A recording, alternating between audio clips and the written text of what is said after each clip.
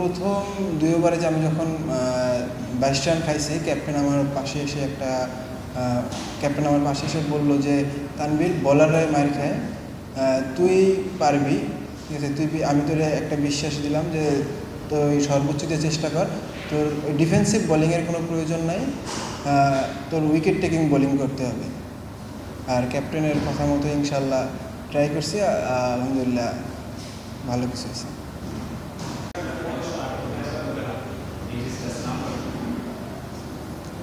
বিসমিল্লাহির রহমানির রহিম।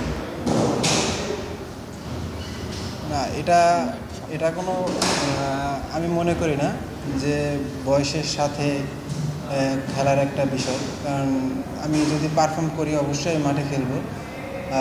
এই চিন্তাভাবনাই আমার কাছে সবসময় ছিল, কারণ আমি কখনো এজ লেভেল খেলি নাই। আমি ঢাকা লিগ থেকেই মানে খেলা শুরু করছিলাম। চেষ্টা করছি যে না, এইভাবেও সম্ভব, মনে করেন ক্রিকেটের সামনে আগানো, নিজের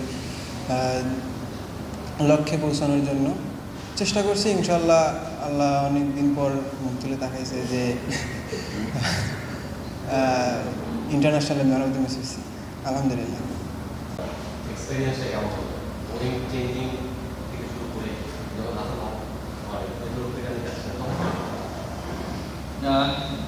ওভারঅল সত্যি কথা বলতে যে আমরা খুব ভালো ক্রিকেট খেলেছি এবং আরও কিছু জায়গায় যদি আমরা ভালো করতাম তাহলে আরও বেটারমেন্ট হতো। বিশেষ করে আমরা 50 ওভার ব্যাটিং করতে পারিনি, এটা একটা আমাদের অবশ্যই 50 ওভার ব্যাটিং করা উচিত ছিল।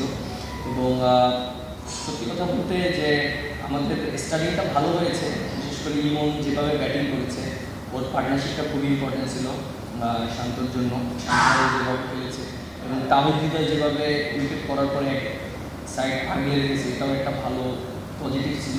বাট আমাদের পার্টনারশিপটা বড় করতে পারিনি, এটা একটা আমরা কনসার্ন। এবং আমাদের মিডল ওভারে উইকেট করে গেছে, এখানেও আমরা যদি একটু ভালো করতাম তাহলে হয়তো সিনারিটা অন্যরকম হতো। নিশ্চিন্তে খান স্বাস্থ্যকর অল টাইম পান, অল টাইম হেলদি লাইফ।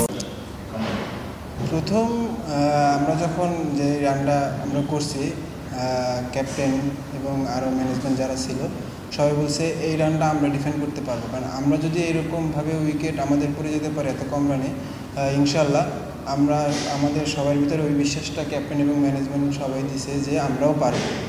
এবং প্রথম 2 ওভারে যে আমি যখন 22 রান খাইছি, ক্যাপ্টেন আমার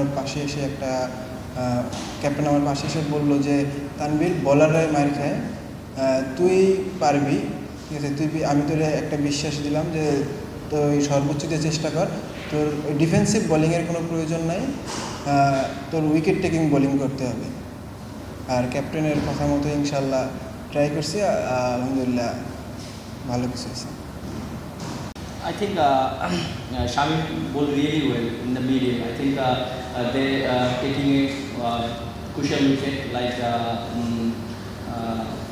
the captain going out the middle over. So I just said one thing, Shamim, in this wicket it's been not easy to bat on, and if you bowl in the right area, definitely bad not getting a score. So yes, my mindset was there, and I just think about I need to wicket in this sort of wickets. Otherwise, we cannot win. And yes, we just try to good area all the time balls, and Shamim bowled really well in that particular area. স্বাভাবিকভাবে একটা pressure create হয়েছিল, দ্বিতীয় ম্যাচে নামার আগে আসলে dressing রুমের পরিবেশটা কেমন ছিল বা মাইন্ডসেটটা কি ছিল, কি কাজ করছিল আপনাদের মাঝে, ম্যাচটা আত্মবিশ্বাসটা কোথায়? দেখেন, অবভিয়াসলি ফার্স্ট ম্যাচটা আমরা যেভাবে হেরেছি এটা আসলে আমরা কেউই মেনে নিতে পারিনি। বিশেষ করে খেলাটা আমাদের দিকেই ছিল, আপনারা দেখেছেন একটা ওভারে মোমেন্টাম চেঞ্জ হয়ে গিয়েছে। বাট তারপরও আমাদের বিশ্বাসটা ছিল যে আমাদের টিমের ভিতরে যে আমরা খুব ভালো ক্রিকেট খেলেছি, আমরা কামব্যাক করতে পারি। এবং দেখেন যে আমাদের টিমের ভিতরে ওই বুস্টআপটা ছিল, সেজন্য কিন্তু আজকেও কিন্তু দেখেন আমরা অনেক রকম ব্যাটিং ক্লাবস করেছি, তারপরে কিন্তু আমরা ঘুরে দাঁড়িয়েছি। বিশেষ করে আমি অবশ্যই একটা ক্রেডিট দিতে চাই তানজিম সাকিবকে, ও যেভাবে ব্যাটিং করেছে লাস্টের দিকে, কারণ ওর রানটা খুবই ইম্পর্টেন্ট ছিল এবং ও যেভাবে হাসারাঙ্গাকে অ্যাটাক করেছে আমার কাছে মনে হয় 33 রানটা টিমের জন্য জয়ের অনেক ইম্পর্টেন্ট ছিল, কারণ এই উইকেটে লাস্ট উইকেটে 220 রান যদি হতো আর 250 রান দুই রকম সিনারিও। সো অবভিয়াসলি ওকে ক্রেডিট দিতে চাই, এবং ওভারঅল আমাদের টিমের ভিতরে সবাই কনফিডেন্ট ছিল এবং সবাই সবাইকে বুস্ট আপ করেছে, এই জিনিসটা খুব ভালো লেগেছে। এবং সবার ভিতরে ওই আত্মবিশ্বাসটা ছিল যে আমরা ঘুরে দাঁড়াতে পারি, এর জন্যই আমরা পেরেছি। হ্যাঁ, পাকিস্তান সিরিজ যখন চলতেছিল T20, ওই সময় আমি একটু বোলিং অ্যাকশন চেঞ্জ করছিলাম।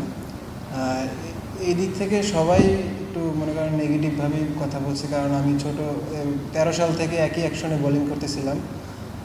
তারপরে আমি অ্যাকশনটা চেঞ্জ করছি, সবাই এটাকে ভালোভাবে দেখেনি। আমি দ্বিধাদ্বন্দ্বে ভুগতেছিলাম যে আমি কী করব। তাহিদ হৃদয়ের সাথে অনেকের সাথে কথা বলছি, তাহিদ হৃদয়ের সাথে আমি একটু আলাদাভাবে কথা বলছিলাম। তাহিদ হৃদয় বললো, দেখ তানভীর, যদি আগের যে অ্যাকশন ওইটাই তুমি ফিরে আসো, ওইটা থেকেই তুমি কামব্যাক করতে পারো। ওই অ্যাকশনের ওই বোলিং থেকে তুমি ওই তানভীর হয়েছে, ওই বোলিং থেকে তুমি ওই বোলিংটাই করো, ওই বোলিংটা করলে তোমার ইনশাল্লাহ সাকসেস হবে। আমি ওর কথার একটা ভিত্তিতে আমি আবার আগের অ্যাকশনে ফিরে এসেছি।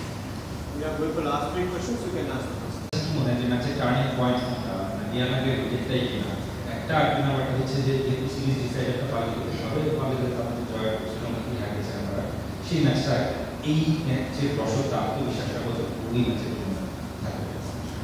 আমার কাছে মনে হয় যে টার্নিং পয়েন্ট বলতে প্রত্যেকটা মোমেন্টামে আমাদের জন্য টার্নিং পয়েন্ট ছিল। আপনি দেখেন যে আমাদের অ্যাট দ্য সেম টাইম উইকেটগুলোও দরকার ছিল।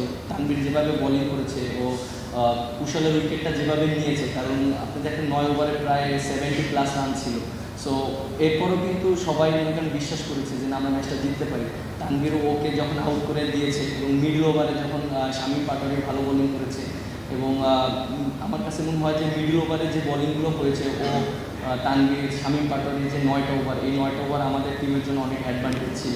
এবং আমি মনে করি যে শামীম পাটোয়ারি অনেক দিন পর টিমে এসেছে এবং ও যেভাবে ব্যাটিং করেছে এবং যেভাবে বোলিং করেছে, এটা আমার কাছে মনে হয় আনবিলিভেবল। এবং তানজিম সাকিবের আমি ব্যাটিংটাও বলতে চাই।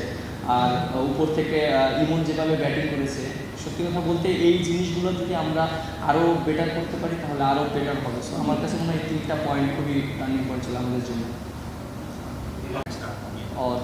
অবভিয়াসলি এক হয়েছে, অবভিয়াসলি থার্ড ম্যাচটা আমরা আরও পরিকল্পনা করতে পারবো, আমাদের সময় আছে, আমরা কোন জায়গাটা আমাদের ল্যাকিংসগুলো আছে। আপনারা দেখেন যে আমরা ম্যাচ জিতেছি, হ্যাঁ, বাট আমাদের কিছু কিছু জায়গায় আমাদের ইমপ্রুভ করতে হবে। দেখেন 2টা ম্যাচ খেলেছি, আমরা এখনো 50 ওভার ব্যাটিং করতে পারিনি। সো 2টা রান আউট হয়ে গিয়েছে দুই ম্যাচে। সো রান আউট সবসময় মোমেন্টাম চেঞ্জ করে দেয়। আজকেও দেখেন 40 ওভারের পর থেকে কিন্তু আমাদের 4-5টা উইকেট পড়ে গেছে। সো এই জায়গাগুলো আমাদের ইমপ্রুভ করতে হবে। সো আশা করি আমাদের সবাই এই জায়গাগুলো পজিটিভলি নিচ্ছে এবং ইমপ্রুভ করার চেষ্টা করবে।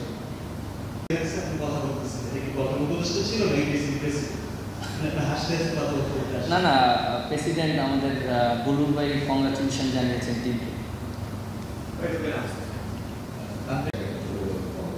না, সেরকম কেউ নেই, কিন্তু আমার বোলিং স্ট্রেংথ আমি মনে করি ভালো একটা জায়গায়, গুড লাইন চিন্তা করি, এই চিন্তা করে বল করি, আর চিন্তা করে সবসময় টার্ন করো, কারণ স্পিনার মানে তো একটা টার্ন।